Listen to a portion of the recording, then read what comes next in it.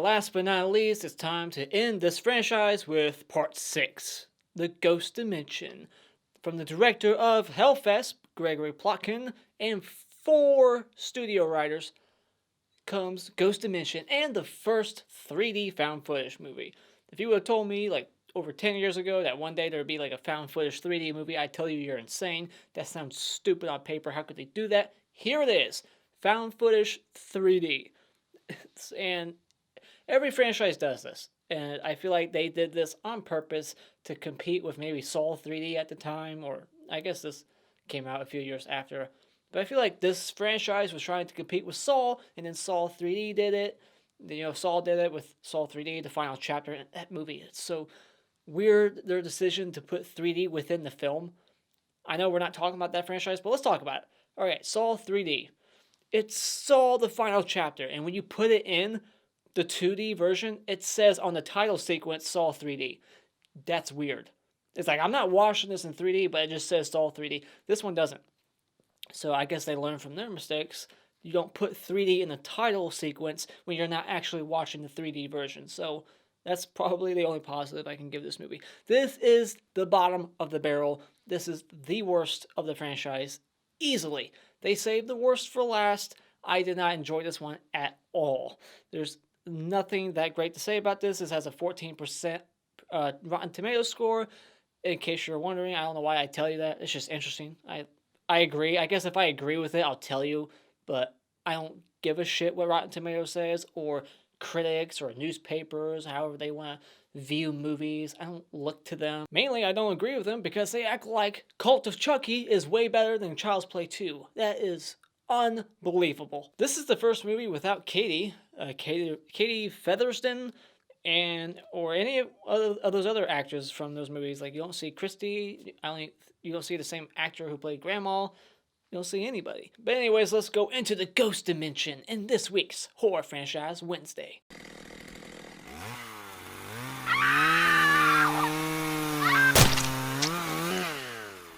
Starting off with the pros, this will be very quick. I like that this one was set on Christmas, and I thought Mike with the porn stash was funny. He's the only funny character in the movie. There's a scene where he has the camera, because everybody has a camera in this franchise. They always have the camera out. And he's just like, wait, did you hear that? I think I hear a dipshit. Oh, look, I see a dipshit. And he's showing, he's aiming the camera at his brother. He keeps calling him dipshit. Like, oh my God, there's a dipshit. Just that little scene, it made me laugh. Because I was like, that's something probably I would say. That's my humor. That's it. I thought the Christmas atmosphere, that was kind of different. We're back in a big old mansion once again. This is the biggest house in the franchise. And I guess the positive I could throw in here real quick is that this has the hottest chick in the franchise, Skylar. I don't know who she is. Seriously, who the hell is she? Is she a sister, best friend? I don't think they even say her name. If they do, that's it. Maybe once, but they don't say who she is. I think she might be like a yoga instructor. Who is she? I thought she was like a red herring because she is not scared by what's going on. She's very intrigued by it, and she seems to have some kind of knowledge about it, about the dimension, like the Insidious world. That's what this movie is. It's basically, they took the idea from Insidious and was like, yeah, let's call it the Ghost Dimension and have a venom monster. It's awful. But yeah, she's the hottest chick. And the best scene in this movie is the opening. I love that. So the movie opens up great because it starts with my favorite of the franchise, which is part 3, and it has that awesome death, except they changed the sound design on it for some reason. But yeah, that's the best scene. It's just the open. I'm like, oh look, we're going back to part 3. We got some continuity going on still. Great. And it's all downhill from there. Seriously. Now everything else is just negatives. This was like me the whole time. She's like, oh yeah, okay. Just write that down. Okay. I was just bored out of my fucking mind. Oh God! I'm so bored! Somebody help me! 6 movies in, this movie does nothing that you haven't seen before. I can't put it into much words. It's just bad. It's very tame, mediocre, everything done again. And seriously, why are they filming anything? I keep asking this question, but it is so glaring in this one why they're filming anything. They pick up the camera and then they just never fucking let go. And then at some points, it feels like he's trying to be a director himself. He's like he's meeting him 2 shots. He's like, all right, I'm gonna get you in frame. Let's put you two together. Like the way he's filming everything. He's filming everything like a director, not like an actual guy who just picked up a camera and wants to like film shit in his house. It felt like I was watching the movie, and this movie is lit differently and looks differently than all the other movies, and that's because it's in 3D. And when you make a 3D movie, you gotta light it up more. You got use a lot more lighting and different cameras, and so it doesn't even look like found footage throughout all of it. Even that footage from the beginning in part three, I think they probably put some filter over it to, I don't know. It just everything didn't look like found footage. It looked like I was just watching a movie, not found footage. It's just a bad movie. It really is. The Venom monster was awful. There's lots of bad CGI, very shoddy CGI, and they overshow this Venom cloud monster throughout a lot of the runtime and many scenes, like every other scene. It's like, oh, there's the Venom monster just floating on the ceiling, and now he's just standing here and he's standing there. There's nothing scary about this movie, and every time they try to scare you, they have the same setup. It's just like, oh, it's very quiet, and then that vibration starts. The vibration gets louder and louder, and then they'll check for something, and they'll be like, oh, there's nothing there. Everything's fine. And then boom, something's not fine. It's just, they always drop that one line that is just, you just know it's coming. It's like, oh, see, everything's great. And then boom, and then there's the scare. Like, I was just counting in it when I was like, all right, 3, 2, what? There it is. It's so predictable. Nothing, and none of the scares are unique or original. They do the drag sequence thing with the priest. This one guy gets stabbed with a CGI hand. It just looks bad. It's very convoluted, this story. I don't know what the fuck's going on anymore, and I don't care. It's not interesting. It's just the witch thing still. I haven't even looked at my notes. I've just been ranting about how this one was just very awful. I was just bored. Like, the story, the cast, the characters, they're not entertaining. They're not interesting, these people. It's just another husband and wife with their daughter, and the brother who got dumped. He was the only somewhat entertaining, kind of funny guy. Nowhere near the level of Ben. Ben's still the best character in the franchise. But yeah, this movie's just back to basics. Back to big, beautiful mansion. Back to security cameras in the corners. And we get to see the footage being fast forwarded. There's the thing standing still. It's just done to death. So when it comes to Paranormal Activity, the ghost dimension, you can skip this one because it is wasted time. Now it's time for my spoiler discussion. Okay, so we got the end of part 3, that's where it starts. And the girls, they meet this teacher, this hippie-looking teacher, and we don't know who he is, we don't know his backstory, we don't know anything about him. But apparently he's teaching them how to one day prepare themselves for Toby, I guess.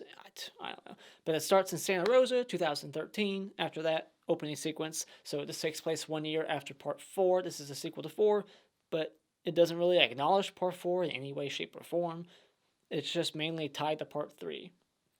And Christy and Katie. And yep, we get the big old mansion, the biggest house in the franchise so far. And the wife seems a little too excited about this camera. I just thought her reaction was weird. When he gets his, 1988 camera. She's like, oh my god, it's so amazing. Look at that. It's so huge. They used to be so big back then. And I was like, okay, you have a weird reaction to that. And then they find all these tapes from 1988, and they're putting them in the VHS player. And we get to see some of the events of part 3 playing again, like the husband, or the stepdad, I guess, playing with Christy, all those scenes from part 3. I thought that was cool because I like that movie, so it was nice to see a better movie being played within this shitty movie. So, and then there's these tapes from 88 that took place after part 3, between 3 and 4 or whatever, of Katie or Christy, and they're seeing into the future, and they're describing the house that the current family is in, and the dad's like, oh my god, she's describing my daughter's room right now. And then Mike, the brother, is like, it's just a coincidence. Over half the shit that happens, he's just like, oh, it's just a coincidence. It's just a coincidence that she perfectly described your daughter's room, and now she's describing the room we're currently sitting in, and now she's saying that there's 2 guys watching her on a VHS player on a big old flat screen TV. How would she know that? It's like, oh yeah, it's just a coincidence. Oh, it's just a coincidence also that she calls her ghost friend Toby, and so does your daughter. It's like, Mike, you're a moron. Shave the porn stash. It makes you look ugly. So, I just want to punch him in his porn stash face. And then there's Leila standing outside, and they spell her name weird. It's Leila. That's a weird way to spell Leila. Leila is German for purple. Random fact. Boom, there you go. You learned something. If you learned anything from me today, it's that. So, and then she's like burying crosses outside, and then she's throwing Bible pages into the fireplace, and they're not turned off by that. There's like, okay, go back to bed, sweetie. Maybe somebody else did that. No, it was your daughter. I don't know who Skylar is. Skylar's here. She's like, is she sleeping there? They never address her relation to them. I was listening, so I never heard it. I never heard the word sister, aunt, god sister, godmother, god aunt. Like, what is she? Does she sleep there? She seems to be there a lot for someone who's not related. She's way too old to be their daughter. So, who is she? She's hot, I know that, but who is she? I'm curious. And then you get the tape of Leila. She's like doing the Bloody Mary thing, like in part 3. So they're kind of like rehashing that, but she's like saying Bloody Mary like backwards, and they're like, oh, that's fine. Like, it's like, no, it takes them forever to call the priest, like until like over halfway through the movie when all this crazy shit's happening. They're saying their daughter's burying crosses and burning Bible pages and saying Bloody Mary backwards. How would she do that? It's like, oh, now let's call the priest. And then the priest was creepy, weird. I don't know. There was just something about him. It's like, I bet he touches children. Not to stereotype all priests as pedophiles, but when I looked at him, I was like, you look like you touch children. But yeah, I'm just a judgmental bastard. And then we see the Black Venom Toby. Toby is Black Venom now. And then there's like the skull face scare. There's always like the black shadow running past the camera real quick for 3D effect, I guess. What else? Oh, we get another fake jump out, the fake scare. I've been mentioning that every single one of these movies has at least one fake out scare. In this one, Mike, he's in the shadows and he throws a ball right at the camera for 3D. Woo, 3D. And then, yeah, so that's the fake out scare in this one. But yeah, then we see like the tape where Katie's like interacting with the present day people. She's like, she hears like Leila in present day sneeze, and she's like, bless you, in the video that was recorded in 1988. Again, that's just a coincidence. It's a coincidence. And then they mention Hunter. Hunter's name is written on a chalkboard. And so that's the only reference we get to him. I think we see an image of Hunter, but I don't think it's the same child actor from part 4. But was that Wyatt, or was it the other kid? I'm still confused about that shit. Like, how did Katie lose Hunter? It's like this kid. I don't know. Whatever. It's dumb. I don't care about the story anymore. And then Leila, she tries to bite the priest. Oof. And then the priest, he's determined. I like that. I like that this priest doesn't just give up real quick. I thought that was going to be the end of it. He's like, all right, deal with it on your own. She tried to bite me. I'm leaving. But he came right back, and he paid the price. He got dragged away and killed. He's doing all this holy water stuff. He's putting holy water on the bear, putting holy water on the kid's face. It ain't working. Of course it ain't gonna work. I would have been shocked if there was a good ending. Maybe I would have liked this movie more. You know, just if they had a good ending, they actually finally put the nail in the coffin and end this franchise with a happy ending. Like, we finally defeated the evil. But this franchise, they want to keep milking out them, getting all that money. They want to milk it out as long as they can. And they're going to make a part 7 real soon, I bet. I think that's confirmed. Like 2021, they're going to make another one. I wonder what took them so long. But yeah, there's never a happy ending in this franchise. And it's just, I think they hint at Katie. She's not in here, but she's referenced. They say that she was the sales agent who sold them the house, because they're like, this house was a deal too good to be true. And who was, they try to get a hold of the sales lady, and they say that her name was Katie Hubbard, and they call the agency, and they're like, we've never heard of her. Oh no. And then the kitchen cabinet scare, we get this. Again, they rehash it from part 3, part 2. All the kitchen drawers, they just open up. It's, like I said, it's just rinse and repeat, rinse and repeat. And it's just not scary at all. I like the scene where Leila is in her bedroom. She's like clawing at the wall.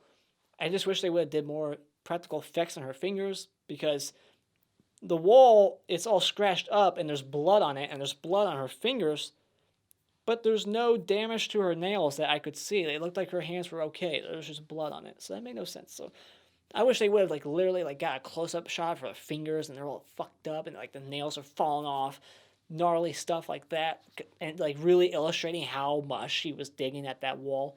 But they didn't go for it. There's like, we're gonna simply like we'll imply that that's what's going on with her fingers, but we're not gonna go there with the practical effects. You got $10 million budget. Give us some gore. Do something violent to make this movie stand out. But no, we'll give you a CGI Venom hand going through this guy's chest real quick, and then we'll kill this chick off camera. We'll have this chick throw up Venom tar on this guy's face, and then he'll die. It's just all very lame to me. I didn't care for this one at all. But yeah, we see Hunter. He's in the 1992 tape. So, and it's the Hunter from Part 4, which took place in 2012. So, time travel is in this film as well, just like in Part 5. So, they take that time travel element from Part 5 and they reuse it in this one. So, I like that that's being kind of carried over. It's still continuity. They're still taking concepts from the previous films and applying it here. Unfortunately, they're just not doing it in any interesting, remotely scary way at all. And yeah, the priest gets dragged off camera, he dies, and then the hot girl Skylar, she's like getting all veiny and her veins are like bulging, and she throws up hot tar or some kind of like black acid all over Mike's face. He dies, and then they're running upstairs, guy gets stabbed, other chick goes back in time. I'm thinking, right? I think the mom goes back in time. Yeah, she goes to 88. So she goes back into 88 to get her daughter for some reason. At this point, I'm just like, dude, fuck the daughter. Aren't you scared of her? Just let it be. Oh well, you can reproduce and get another daughter. Replace her. Save yourself. Selfish, I know, but I don't have any kids, so it's easy for me to say that. I don't have that, love and bond with child, that no matter what they do, no matter how shitty they are, you just can't help but love them. I don't have that. If the kid's acting shitty in this movie, automatically I'm just like, fuck that kid, saving my own skin. She should just let her go. Just let her go into that ghost dimension, fuck her, move on, get somebody else, reproduce, start over, because that kid is doomed. I know, I sound like an asshole, but seriously, fuck that kid. That kid's creepy, too. I think they casted that kid perfectly, because she just has that face, that stare, that voice that's just very creepy. Yeah, she's the scariest part of the whole movie. It's just her voice and that kid's face. But yeah, then the woman gets picked up by Toby. Toby officially, I think, has killed her daughter, or somebody else. I think she kills, she needs these other two kids, like Christy and Katie, and whatnot, to get his skin. So it's like Hellraiser now. They're borrowing the story from Hellraiser. He needs these special souls from these kids. They don't have to be 18 no more. Whatever that plot from Part 5 was about. 18's irrelevant now. We just need these kids so Toby can get his flesh. We see Toby's legs. He picks up the mom, lifts her up above the frame. We just see her legs dangling, and then we hear like this loud snap. He just crushes her throat, throws her at the camera. Camera falls over. The end.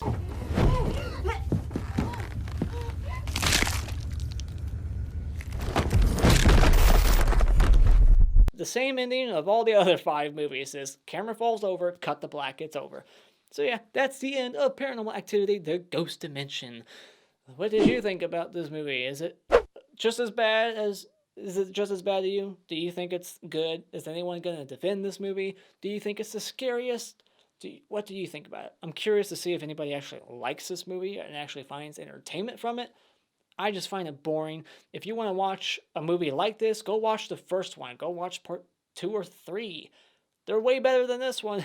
I can tell you that right now. Thank you so much for joining me tonight. If you like what you've seen here, you can hit this like button, and you can become a subscriber today just by clicking on my cartoon face in about 5 seconds. And until next time...